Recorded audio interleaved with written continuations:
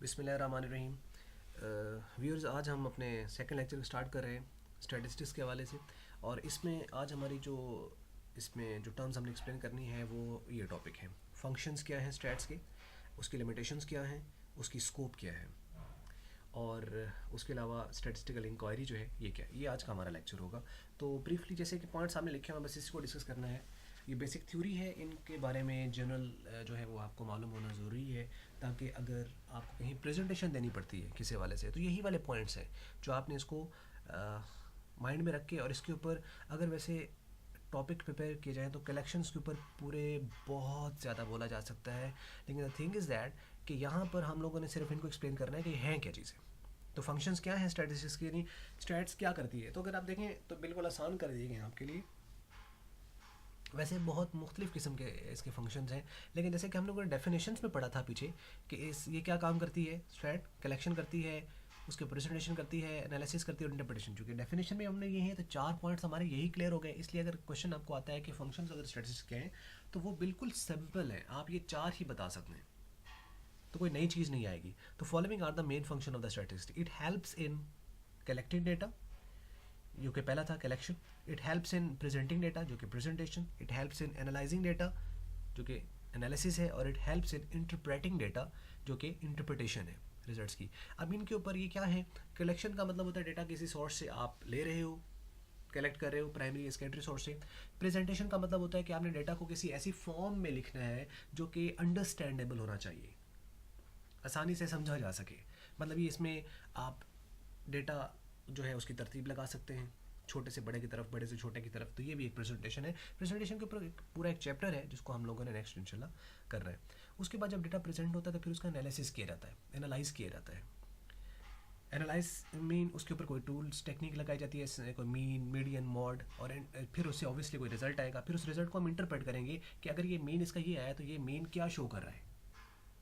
अगर कोई next number हमने फाइंड किया है और वो अगर 80 आ रहा है तो उसको हमें ये पता होना चाहिए कि 80 क्या चीज़ है, जो कि अक्सर लोग ये नहीं जानते। मतलब इसमें मीन्स के जो स्टूडेंट हैं जो कि इनिशियल लेवल पे होते हैं उनको नहीं पता चलता, या वो इसको इग्नोर कर जाते हैं। इग्नोर नहीं करना है इसको पूरे को अंडरस्टैंड करना है कि क्या चीज़ें हैं। तो देखिए, अगर 80 इंडेक्स नंबर आया है तो उसका हमें पता होना चाहिए कि 80 का मतलब क्या है। अगर 120 अगर इंडेक्स नंबर है तो उसका मतलब पता होना चाहिए कि वो क्या है, ये इंटरप्रिटेशन है। और इसी तरीके से अगर हम जो है वो नेक्स्ट प्रिडिक्शन देखें उसके रिजल्ट्स को, कि अगर ये आया तो अब हम उसकी बेस पर प्रिडिक्शन देंगे कि अच्छा इसे आप क्या नेक्स्ट क्या होने वाला है, दैट्स प्रिडिक्शन। और आखिरी के उसकी रिपोर्टिंग इन्फॉर्मेशन के, जो हम इंफॉर्मेशन दे रहे हैं उसकी रिपोर्ट, कि उसकी एक प्रॉपर फॉर्मेशन करना और उसकी एक रिपोर्ट बनाना। तो इसमें भी हमें स्टैट हेल्प करती है। तो यानी कलेक्टिंग में हेल्प कर रही है, प्रेजेंटिंग में हेल्प कर रही है, एनालाइजिंग में हेल्प कर रही है, इंटरप्रेटिंग में हेल्प कर रही है, प्रिडिक्टिंग रिजल्ट्स के लिए हेल्प कर रही है, और हमें रिपोर्ट्स बनाने में हेल्प कर रही है। These are the functions. Limitations क्या है, ऑब्वियसली हर सब्जेक्ट की कुछ ना कुछ लिमिटेशंस होती हैं। तो इससे की क्या लिमिटेशंस है, पहले लिमिटेशन है deals with the numerical data only. यानी अगर आपके पास डेटा क्वांटिटेटिव नहीं है, न्यूमेरिकल डेटा नहीं है, तो आप स्टैटिस्टिक्स को अप्लाई नहीं कर सकते। इसके टूल्स टेक्निक्स जो हैं वो सिर्फ क्वांटिटेटिव डेटा के लिए हैं, न्यूमेरिकल डेटा के लिए। So first limitation of the statistics that it deals only with the numerical facts and figures. So second is its results are only estimation based. Stats के जो रिजल्ट्स होते हैं वो कभी एग्जैक्ट एक्यूरेट नहीं आते, ये जस्ट आपको नियरेस्ट, करीब करीब आपको उसका रिजल्ट बता देती है कि ये है estimations. So its results are only estimation based. Accuracy level of results is never 100%। ये वही बात है ऊपर वाली, कि इसका जो एक्यूरेसी लेवल होता है, जो आपको रिजल्ट्स, जो एक्यूरेसी है, जो उसकी एक्यूरेटनेस है, वो कभी भी 100% नहीं होती, 100% कभी भी नहीं होती। और फोर्थ वन है only deal with the aggregates of facts and figures, कि ये सिर्फ फैक्ट्स एंड फिगर के एग्रीगेट्स के साथ डील करती है। एग्रीगेट से मुराद है कि कोई सिंगल नहीं हो सकता, इसके अंदर बहुत सारा डेटा होना ज़रूरी है, तभी आप उसका सही तौर पर एनालाइज। मतलब जैसे मीन है तो मीन सिंगल वैल्यू का नहीं आता, मीडियन है सिंगल वैल्यू का नहीं आता, उसके लिए ज़्यादा वैल्यूज़ होना ज़रूरी है। मतलब इवन में या ऑड में कोई भी वैल्यू हो तो तब हम उसको रिजल्ट्स निकाल सकते हैं। It only deals with aggregates of facts and figure, mean single value, mean no stat. Requires experts personnel to deal with, यानी इसके लिए जो लोग हैं, पर्सोनल जो अमला है, ये पर्सनल नहीं personnel, requires expert personnel to deal with यानी इसके लिए एक्सपर्ट लोग चाहिए होते हैं, यानी हर वो बंदा नहीं काम कर सकता इसके लिए कि जिसको पता ही नहीं है स्टैट्स के बारे में, यानी इसके लिए एक्सपर्ट पर्सन का होना ज़रूरी होता है स्टैट्स का, वो उसकी इंटरप्रिटेशन सही तौर पर कर पाएगा। जस्ट लाइक अ डॉक्टर, हर बंदा डॉक्टर नहीं है कि किसी के पास भी चले जाएं तो वो उसको जो है मतलब कोई बंदा शख्स बीमार है और पेशेंट है तो not every body who is sitting in a hospital और हु इज़ इवन कि एक अगर चपड़ासी जो है वो डॉक्टर की चेयर पर बैठ जाए तो आप तो उसको ही समझेंगे ना, लेकिन वो आपका सही इलाज करने वाला नहीं है। तो नीम मुल्ला ख़तरा ईमान, नीम हकीम ख़तरा जान। तो इसके लिए एक्सपर्ट पर्सोनल का होना वो ज़रूरी है कि तभी हम इसको स्टैट को सही तौर पे कर पाएंगे। तो दीज आर द लिमिटेशंस जी, कि न्यूमेरिकल होना चाहिए, otherwise no stat. Estimation base करती है, अगर आप 100% इसको लेते हैं तो मीन्स कि आप गलत हैं। और लेवल ऑफ एक्यूरेसी 100% होती है, नेवर, करीब करीब हो सकती है लेकिन 100% एग्जैक्ट कभी भी नहीं आएगी। और ये एग्रीगेट्स के बारे में डील करती है, mean single value, mean not stat. और एक्सपर्ट होना ज़रूरी है इसके लिए, तभी आप सही तौर पर स्टैटिस्टिशियन, यानी एक स्टैटिस्टिशियन होना चाहिए जो कि एक्सपर्ट पर्सन होना चाहिए। तो ये है लिमिटेशंस। उसके बाद स्कोप क्या है स्टैटिस्टिक्स की, कोई ऐसी फील्ड नहीं है जिसके अंदर स्टैट आपकी यूज़ नहीं हो रही है। बैंकिंग सेक्टर्स, उन्होंने अपनी फाइनेंशियल रिपोर्ट्स बनानी है, उसका अपना देखा है कि कस्टमर्स का ट्रेंड क्या चल रहा है, कितने अकाउंट्स उनके पास आ रहे हैं, पिछले साल कितने अकाउंट्स है, इस बार कितने हमारे पास अकाउंट्स हैं। तो बैंकिंग सेक्टर्स में भी स्टैट यूज़ हो रही है। हर सेक्टर जो भी है, स्टूडेंट के लिए भी स्टैट बहुत अहम है कि वो अपने फैक्ट्स एंड फिगर्स को देख सकता है, रिजल्ट्स को कंपेयर कर सकता है, रिपोर्ट्स को कंपैरिजन। एक्चुअली हर बंदा ही कंपैरिजन कर रहा होता है, यानी जब आपका रिजल्ट आता है तो पेरेंट्स रिजल्ट को कंपेयर करते हैं, पिछली रिपोर्ट्स को देखते हैं अगली रिपोर्ट्स के साथ। तो क्या करें, स्टैट्स ही कंपेयर करें दो चीज़ों को, देख रहे हैं कि अच्छा तुम्हारी पिछले साल तो परसेंटेज ये थी और इस साल परसेंटेज तुम्हारी ये है, या वो अच्छा आपकी परसेंटेज ये है और साथ वाले जो आपके साथ दोस्त हैं या जो हमसाए हैं, जो नेबर्स हैं, उनके बच्चों की जो रिपोर्ट्स ये हैं, जो कि आम एक कंपैरिजन चल रहा होता है, जो कि हर एक की अपनी अपनी एक खैर एक परसेप्शन है। तो बैंकिंग सेक्टर में यूज़ हो रहा है, एवरी पर्सन इंडिविजुअली जो भी है उसको स्टैट्स को यूज़ कर रहा होता है। इसी तरीके से ये biological, chemistry, physics, biology, chemistry, physics, इसके अंदर साइंस में यूज़ होती है स्टैट्स।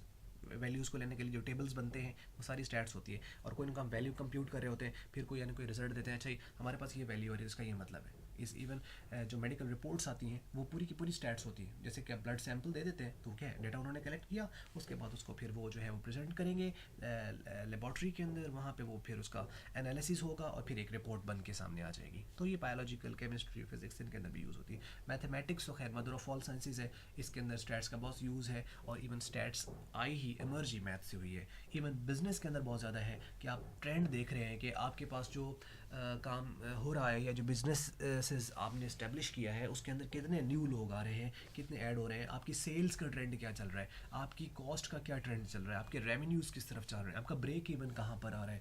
आप ब्रेक इवन को क्रॉस करेंगे कि आप ब्रेक इवन से नीचे हैं या आप ब्रेक इवन से आप बहुत ऊपर चल गए, कितने पॉइंट आप आगे चले गए, आपको कॉस्ट निकालनी है। Whatever you just wanted to know in a business, you have to use the statistics. तो बिजनेस के अंदर बहुत ज़्यादा यूज़ है। मार्केटिंग, एक्सेलेंट यूज़ है इसका मार्केटिंग के अंदर। मार्केटिंग के अंदर बिजनेस की जो भी आपने मार्केटिंग प्रोडक्ट की उसकी पोजीशनिंग करनी है या नीश मार्केटिंग या वट एवर जो भी आप मार्केटिंग करना चाह रहे हैं, तो उसके लिए स्टैट्स का बहुत ज़्यादा यूज़ है। मीन कि आपको कोई प्रोडक्ट मार्केट में लॉन्च करना है तो which society, which particular area you have to launch your product, ये डिपेंड करता है आपकी स्टैट्स के ऊपर। देखें, अगर आप मार्केट के अंदर ऐसी मार्केट में अगर आप प्रोडक्ट लॉन्च कर देते हैं जहाँ पर उसका कोई रेलेवेंट बायर नहीं है, तो वो उसकी मार्केटिंग आपकी जो कॉस्ट आएगी वो टोटली ज़ाया जाएगी। मे भी लोग देखेंगे, बैनर्स लगे हुए देखेंगे, लेकिन एक्चुअली उस मार्केट में वैसा कोई ख़रीदार उसका नहीं है।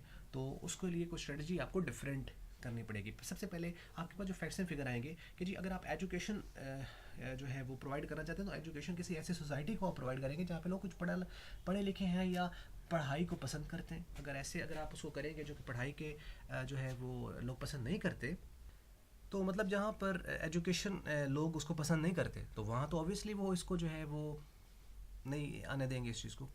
तो मतलब कि मार्केटिंग के अंदर बहुत ज़्यादा इसका रोल है। इकोनॉमिक्स के अंदर कंप्यूटर और इवन रिसर्च पूरी की पूरी स्टैट पे बेस कर रही है। यानी जिस बंदे को स्टैट नहीं आती है ना, तो इवन आप ये कहें जी कि वो नहीं मतलब उसको कर सकता, इवन वो रिसर्च में आगे वो प्रोग्रेस नहीं कर सकता, क्योंकि research is a very tough thing और वो किसी पर्सन पर डिपेंड करती है कि वो कौन से टूल टेक्निक्स यूज़ कर रहा है उसके बेस पर।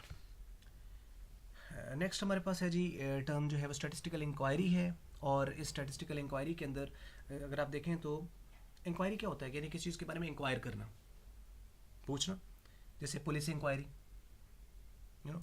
तो statistical inquiry is a cycle of the statistical investigation, cycle of the statistical investigation. तो it consist of the 5 steps. सबसे पहले वही स्टेप्स हैं स्टैटिस्टिकल इंक्वायरी के 4 पहले वही हैं, collection of data, presentation of data, analysis of data, interpretation of data and the preparation of final report, that's the final.